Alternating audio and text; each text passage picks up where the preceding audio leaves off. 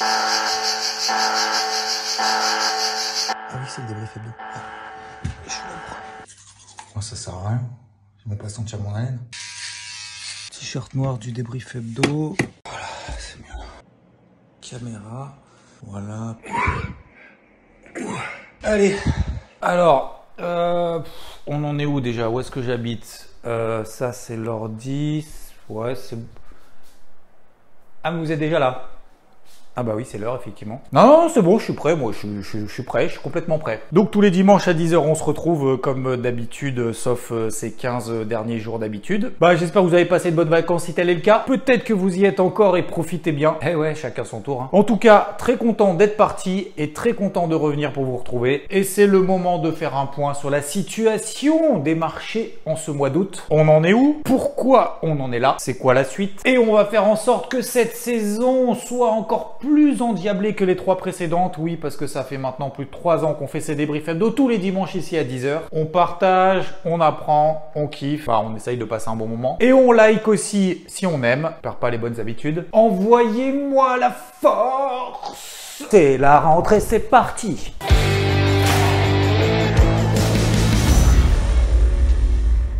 Lorsqu'on a laissé les marchés ensemble il y a un mois, on était au plus bas de l'année. L'inflation inquiète, confinement en Chine, guerre en Ukraine, récession possible, resserrement monétaire et j'en passe. Bref, on est en bear market. Enfin, ça c'est juste pour dire que les marchés ont perdu 20% depuis leur plus haut. Mais on était là, combatif, positif, constructif, parce que oui, le pire pouvait être intégré dans les cours, qu'on était aussi sur des niveaux techniques majeurs hebdomadaires. Bref, que ça pouvait bien se passer. Bah oui, que l'inflation recule grâce aux remontées des taux et accessoirement grâce aussi au repli des matières premières, que les publications d'entreprise se passent bien et que finalement le resserrement monétaire est intégré dans les cours, autrement dit pricé. Les indices ont alors repris entre 12 et 25% pour certains d'entre eux, l'indice Nasdaq, pour plusieurs raisons. L'inflation publiée dernièrement au début du mois d'août et ce pour le mois de juillet a été inférieure à ce qui était prévu. On parle des États-Unis. Elle est tombée à 0% au mois de juillet. On attendait plus 0,2%, mais aussi au mois de juin, on était à plus 1,3% d'inflation sur le mois. Et ça, c'est grâce aux matières premières qui se sont repliées. L'indice CRB des matières premières a perdu 10% et le pétrole a perdu 30%. Ça d'ailleurs, on le ressent à la pompe, hein, tous ceux qui ont un V12 atmosphérique qui suce à fond. Se calme, on a dit. Deuxième point, la Fed qui a pris un peu de retard sur son objectif de réduire l'inflation à son objectif de 2%, reste quand même optimiste. Son objectif d'inflation devrait être atteint autour de début 2023. Finalement, c'est pas si loin que ça. Prochain rendez-vous le 21 septembre. Oui, parce qu'ils sont aussi en vacances au mois d'août. Et vu qu'il y a très peu de statistiques macroéconomiques dernièrement, le marché hésite, donc pour cette prochaine réunion de la Fed, de remonter des taux entre 50 points de base ou 75 points de base de hausse des taux. D'ailleurs, cette semaine, la Fed l'a rappelé au travers de ses minutes. C'est un rapport où on essaye de lire entre les lignes par rapport à ce qu'a annoncé Jérôme Powell 3 semaines auparavant. Il a dit que le rythme de hausse des taux sera en fonction des données entrantes, ce qu'on appelle dans le jargon data dependent. Aujourd'hui, le marché vise d'ici la fin de l'année des taux directeurs de la Fed autour de 3,75%. En tout cas, la majorité du marché. Ce qui, normalement, avec des taux à 3,75%, devrait avoir un impact positif, enfin en gros négatif sur l'inflation, donc la faire baisser. Et d'ailleurs, à partir de la fin de la semaine prochaine, les banquiers centraux vont se réunir autour de leur petite réunion annuelle qui s'appelle Jackson Hole. Nous sommes ridicules. Allons, nous avons cru bien faire en essayant d'agir à notre niveau. Notre niveau, il est trop bas. On vient, on s'assoit, on a notre petite collation. Regardez notre table ronde. Elle est pitoyable. Ça se passe à Kansas City, dans l'état du Wyoming. Oui, je maîtrise parfaitement la géographie. Sauf que la question qui reste en suspens, c'est que cette remontée des taux, même si elle a intégré par les marchés et ça aura forcément, et ça c'est une certitude, un impact négatif sur l'économie. Du coup, elle devra toujours ajuster son curseur pour éviter que l'économie ne tombe en récession. Eh oui, le coût de l'argent augmente, moins d'investissement, moins de consommation, c'est QFD. Alors à notre tour maintenant, et là c'est pas très glorieux, c'est pas top. Non, parce qu'on est dans des records, mais c'est pas dans le bon sens. Ah, c'est catastrophique. En Europe, alors là, la gestion de l'inflation, prix à la production au mois de juillet, 37% de hausse. C'est la plus forte augmentation en glissement annuel depuis que l'étude des statistiques existe, c'est-à-dire 1949. Peut-être que c'est la plus forte augmentation des prix depuis l'homme de Cro-Magnon. Bon, c'est pas impossible. Pour l'Allemagne, le problème, il n'y en a pas qu'un, le prix du pétrole est trop élevé. Problème d'approvisionnement de gaz à cause de la guerre en Ukraine. Et la sécheresse qui raréfie l'énergie hydroélectrique. Alors du coup, le problème de la Banque Centrale Européenne, c'est qu'elle doit gérer un peu tout ce bazar. L'inflation qui progresse, la dislocation de l'eurosystème qui fait augmenter le coût de la dette en Italie, et les économies qui sont complètement hétérogènes d'un pays de la zone euro à l'autre. Ah bah là, il n'y a qu'à voir hein, sur ce tableau, l'inflation, ça va du simple au double. Et d'ailleurs, en France, on est quand même les meilleurs élèves. Hein. Enfin, les moins pires en termes d'inflation. Enfin bon bref, c'est la plus basse inflation en France, 6,9%, ce qui est quand même tout de même déjà énorme. J'ai dit quoi, 6,9?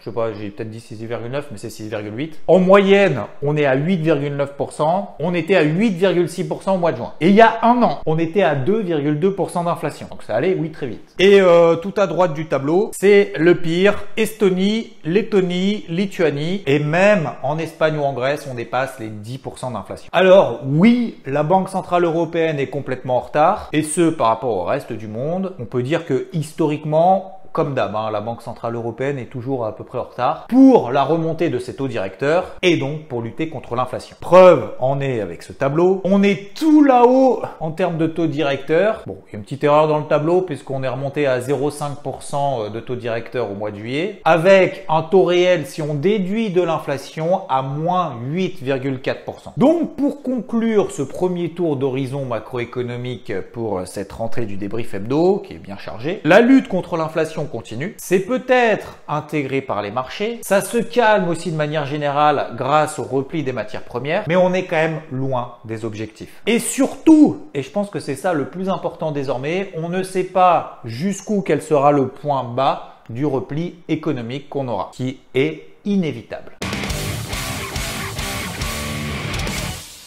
Et alors qu'il y a un mois, nous avions des avis négatifs de partout, rien ne va plus, bear market to the ground, et moi-même faisant partie des optimistes et des acheteurs, pour être tout à fait honnête, je ne m'attendais pas à un tel rebond aussi rapidement de l'ensemble des marchés. Aujourd'hui, on a quasiment 90% des actions du SP500 qui sont au-dessus de leur moyenne mobile à 50 jours. C'est un point de repère qui est lissé sur les 50 dernières séances. Si les cours sont au-dessus, ça montre qu'on est plutôt dans une attitude positive et si on est en dessous, c'est l'inverse. Et historiquement, enfin en tout cas sur les 4 dernières années, on reste quand même pas trop longtemps sur ces niveaux de ratio. Attention, hein, ça veut pas dire que ça va s'écrouler, ça veut simplement dire que si on avait une petite respiration, ce serait normal, voire peut-être même d'ailleurs salutaire. Parce que oui, c'est quand même important de respirer de temps en temps. L'indice boursier mondial, lui, le MSCI World, il enchaîne 4 semaines de hausse consécutive. Donc comme je le disais, aux États-Unis, on a eu quand même des rebonds de l'ordre de 15, 20, voire 25% sur l'indice Nasdaq. Ce qui, lorsqu'on est officiellement en bear market, c'est-à-dire qu'on a perdu 20% depuis les plus hauts, on est dans ces ordres de grandeur en termes de rebond, c'est-à-dire à 2 chiffres de performance. Donc aujourd'hui, on est effectivement dans la moyenne de rebond qui s'articule à peu près autour de 18% depuis des dizaines d'années. Mais je me pose quand même la question là, cette histoire de bear market, machin, tout ça là, parce que un indice Dow Jones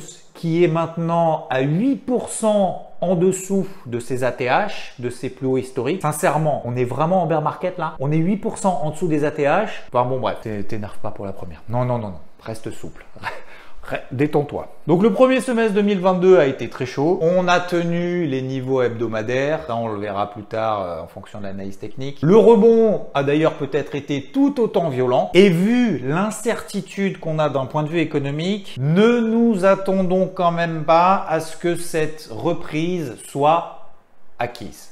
La saison des résultats a été mi-figue mi-raisin. C'est la plus faible croissance des bénéfices qu'on a sur les entreprises du SP500 depuis le 4e trimestre 2020. SP500, les 500 plus grosses entreprises des États-Unis, donc autrement dire quand même une belle référence au niveau mondial. Et on aura effectivement quand même du mal à battre des records puisque c'était post-Covid, qu'il y a eu des injections massives et que derrière l'économie est repartie comme en 40. Donc effectivement, ce repli des bénéfices est légitime avec l'explosion des prix de l'énergie et justement ces perspectives de récession. En tout cas pour le moment, ralentissement économique. Ça semble légitime. 87% des entreprises ont publié leur deuxième trimestre et 75% d'entre elles ont publié des bénéfices nets par action meilleurs qu'attendus. Surtout tirés par le secteur de la santé et de l'énergie. C'était beaucoup plus compliqué pour le secteur de la finance, la consommation et les services de communication, entre autres. Donc meilleur que prévu, ouais, ou plutôt moins pire qu'initialement prévu. D'où la remontée des marchés. Parmi les grandes capitalisations, on a eu notamment Amazon qui a pris quasiment 50%, comme Tesla, ou encore parmi les grosses caps, on a Walt Disney qui a pris 40%. Deux raisons à ça. Hausse de 70% des revenus liés au parc d'attractions. Ça fait plaisir. Et aussi, grâce à ces produits Disney, on aime bien Mickey, visiblement. Et son service de streaming. J'ai toujours pas pris des cours de... J'avais pris rendez-vous pour la rentrée pour l'articulation. Et pour son service de streaming, puisqu'il a gagné 14,4 millions de nouveaux abonnés. En Europe, c'est la fête à Hermès et à Stellantis. Un peu moins pour Sanofi. Elle est un peu en galère. Elle a arrêté le développement d'un de ses produits contre le cancer du sein suite à une étude de phase 3 qui s'est mal passé. Et elle risque aussi un procès aux États-Unis. Ça, c'est contre Zantac, un traitement contre les brûlures d'estomac. Je disais donc, les gros niveaux techniques hebdomadaires en bas ont tenu, ont travaillé à l'achat, ça a payé, tant mieux. L'objectif étant dans ces périodes-là de tenir le plus longtemps possible pour éviter ce qu'on appelle l'overtrading, c'est-à-dire se poser 15 000 questions. Oui, peut-être que ça a rebaissé, ça a remonté, ça n'a pas remonté autant, etc. Tenir toujours au moins une partie de position. Ça permet de se laisser porter. Bon, la question, c'est maintenant. À l'inverse, on est revenu sur des niveaux hebdomadaires, mais cette fois-ci au-dessus de la tête. Et là, ça correspond aux moyennes mobiles à 50 semaines, qui sont tracées ici en rouge sur plusieurs indices. Si on focus, par exemple, sur l'indice CAC 40, sur les 6600 points, c'était une zone de vente qu'on avait identifiée ensemble, je vous l'avais partagé notamment au travers du carnet de bord sur IVT, qu'on avait identifié au début du mois de juillet. Donc ça date pas d'hier. C'est dit, si jamais on remonte là-bas, admettons, c'est possible, preuve en est, ça sera plutôt une zone de vente moyen terme. Et c'est effectivement, si on zoome un petit peu, en données journalières, une zone de résistance qui a déjà joué son rôle dans le passé. Et d'ailleurs, tout au long de cette semaine, elle a résisté. C'est le principe d'une résistance. Donc logiquement et légitimement, j'ai ouvert une position de vente. Attention, l'objectif c'est pas de viser un effondrement des indices, c'est simplement de viser au moins une consolidation de quelques pourcents. Dans un contexte certes qui a apaisé, mais on reste quand même toujours dans le flou. Donc consolidation salutaire, ce serait tout à fait possible, au moins déjà un retour sur la moyenne mobile à 20 jours. Elle est ici en bleu. Voire peut-être même le comblement du gap qui se trouve autour des 6350 points. D'ailleurs, sur les indices américains, cette fameuse moyenne mobile à 20 jours est quand même beaucoup plus lointaine. Donc finalement, Dow Jones qui perdrait entre 2 et 4%, ça ne remettrait même pas en cause la dynamique haussière qu'on a à court terme. Elle commencerait éventuellement à passer neutre, mais pas plus. Donc notre plan, notre parti pris, notre direction, parce qu'à un moment donné, il faut choisir un sens. Vous le savez si vous faites partie d'IVT. Depuis d'ailleurs l'excellente vidéo de Rodolphe qu'il avait publiée sur IVT samedi la semaine d'avant, c'est-à-dire le 13 août, a été de travailler exclusivement à la vente ces niveaux sur l'ensemble des indices. Et ça a commencé à payer, à s'accélérer en fin de semaine. Et tant mieux, en espérant surtout que vous en ayez au moins pu en profiter un peu. Alors oui, on passera acheteur sur repli, mais pas encore. L'euro-dollar, quant à lui, continue sa dynamique baissière. Il a tenté de rebondir et il a échoué lamentablement sur cette moyenne mobile à 50 jours. Vous la voyez ici en rouge. En ligne d'ailleurs avec du coup la Banque Centrale Européenne qui fait pas grand chose. Et vu qu'elle resserre pas de manière massive sa politique monétaire, forcément l'euro est toujours plus faible que le dollar. D'ailleurs, lui, le dollar américain face à un panier de devises, donc pas que face à l'euro, il reste toujours plutôt ferme, à la défaveur des métaux précieux qui certes ont ont entamé un rebond, mais eux aussi ont échoué sous des niveaux de résistance et quasiment sur la moyenne mobile à 50 jours, d'ailleurs que ce soit sur le gold ou sur le silver. Et le taux à 10 ans aux États-Unis, lui, stagne depuis 3 mois, même si cette semaine, il avait plutôt tendance à remonter, quasiment proche des 3%. En conclusion, premièrement, c'est normal qu'on respire un peu sur les marchés. Restons optimistes, oui, mais pas fous au point d'acheter des niveaux de résistance après une telle remontée qu'on a partout. Plutôt achat sur repli donc. Et troisièmement, si on est expérimenté ou bien accompagné, autant en profiter avec des ventes. Les cryptos sont considérés comme des classes d'actifs risquées, donc corrélés au marché traditionnel. Même chose, même combat. Zone de résistance ralliée sur d'ailleurs quasiment l'ensemble des capitalisations totales. On a donc réduit considérablement toute la recherche d'achat de ce qu'on appelle une gestion active, donc toutes ces positions qu'on a à court terme, pour pouvoir garder du cash. Si jamais effectivement on échoue sous ces zones de résistance, qu'on se replie, et on profitera des replis pour pouvoir repayer. Et d'ailleurs, j'ai même profité pour partager une vente que j'ai prise sur l'Ether, qui à l'heure où je tourne cette vidéo se passe bien. On vient d'alléger à l'instant un premier objectif à plus 10%, l'autre partie est sécurisée à plus 7% avec ce qu'on appelle un stop loss win. Point d'entrée 1870, stop loss 1745 $, donc même si mon stop loss est atteint, je gagne quand même 7% sur la partie de position qui me reste. Donc le but, c'était déjà d'acquérir de l'expérience sur la prise de position à la vente, pour ceux qui n'ont pas forcément l'habitude, d'accepter plus facilement ces phases de consolidation qu'on a sur les cryptos et d'être moins en panique du coup lorsque le marché perd 5, 10, 15%. Ça permet d'être plus patient aussi sur les stratégies d'achat qui, oui, on relancera activement lorsque on aura rallié des zones support et surtout après que ces zones support nous donnent derrière des réactions de marché positives. Le but, c'est d'y aller quand le marché l'aura décidé sans trop anticiper. Donc là, effectivement, on a atteint déjà des premiers niveaux de support qui sont cette fois-ci des moyennes mobiles 50 jours. Maintenant, il faut que ça réagisse au moins à court terme. Donc on se garde encore une poche de cash. Si le marché a décidé d'aller un peu plus bas, on gardera la main et on profitera pour faire des soldes, aller à la pêche si le marché a décidé de consolider encore un peu plus fort. Parce qu'en effet, pour le moment, les marchés traditionnels, on voit, même s'ils échouent sous des zones de résistance, ils n'ont pas énormément baissé. Et si tel devait être le cas, les marchés des cryptos suivra forcément. La minute pédagogie avec Xavier Fenot. Lorsqu'on est investi sur le marché, faut jamais être tout blanc, tout noir. C'est pas du binaire 0 ou 1. On agit de manière progressive et ce sur des zones clés de marché. Comme on l'a fait par exemple sur les marchés traditionnels sur ces 10 niveaux de vente qu'on a travaillé à plusieurs reprises, on travaille une zone et c'est assez rare que lorsqu'on arrive pile poil dans le prix où on a décidé, où on a voulu que le marché réagisse, qu'on fasse simplement la touchette et que ça reparte dans notre sens et en plus de ça, que ça reparte dans notre sens mais tout de suite. Donc si on a profité à fond de ces rebonds à court terme, on peut se permettre dans un premier temps de reprendre une partie seulement lorsque le marché a perdu 10-15%,